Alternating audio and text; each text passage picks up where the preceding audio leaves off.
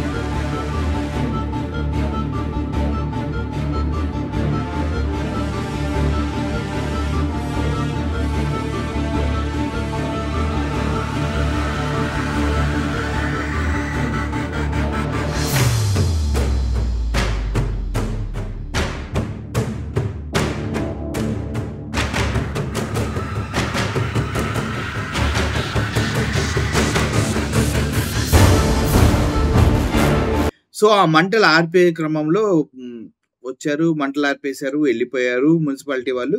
మళ్ళీ నైట్ 7-8 గంటలకి మళ్ళీ మంటలు భారీ ఎత్తున లేవడం జరిగింది. చాలా మంది రోడ్డు పక్కల నుంచి కర్రలు తీసుకొచ్చి కొడతాం, అది మంటలు ఆర్పేయడానికి ఆకులతో వీటితో ట్రై చేసి వాటర్ పోసి అది చేసి ఇచ్చేసి ఆ మంటలు అదుపు చేయడానికి చాలా ప్రయత్నించారు సిబ్బంది మొత్తం కూడా. అయితే టెలికాస్ట్ అయింది, ఒకసారి అది మీకు వినిపిస్తాను.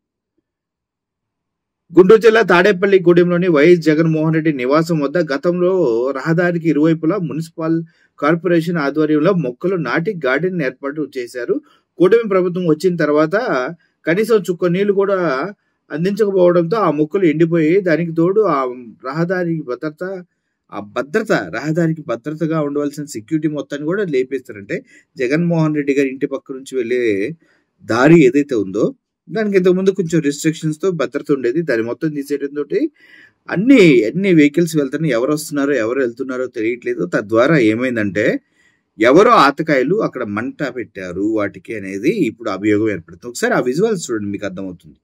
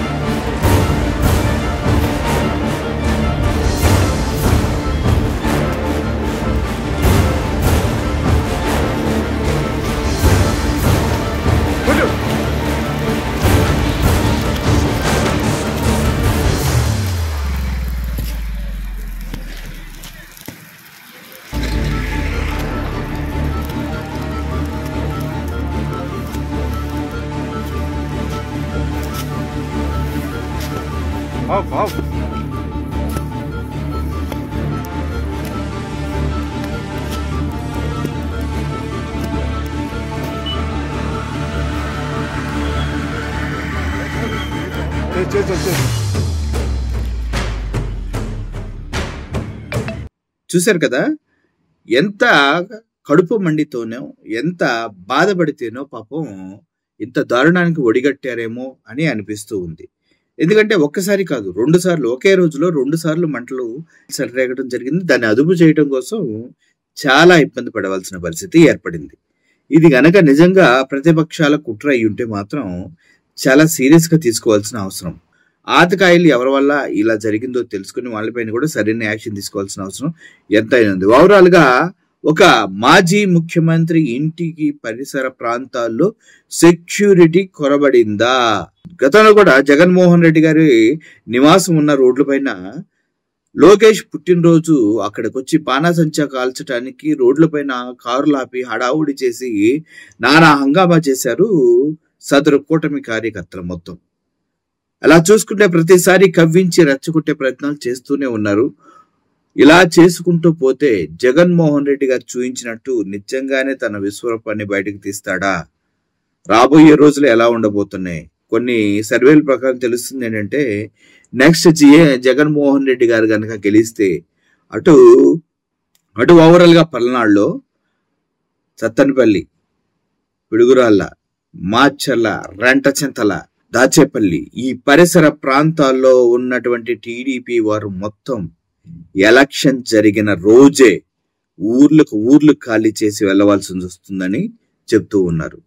అంటే జగన్మోహన్ రెడ్డి తలుచుకుంటే అంత బీభత్సాన్ని సృష్టించగలడు అనే వాస్తవాన్ని సో కాల్డ్ టీడీపీ అనుబంధ ఛానల్సే చెప్తూ ఉన్నాయి. ఒకవేళ నిజంగా ఇదైతే ఎలా ఉంటుందో ఒకసారి ఆలోచించండి.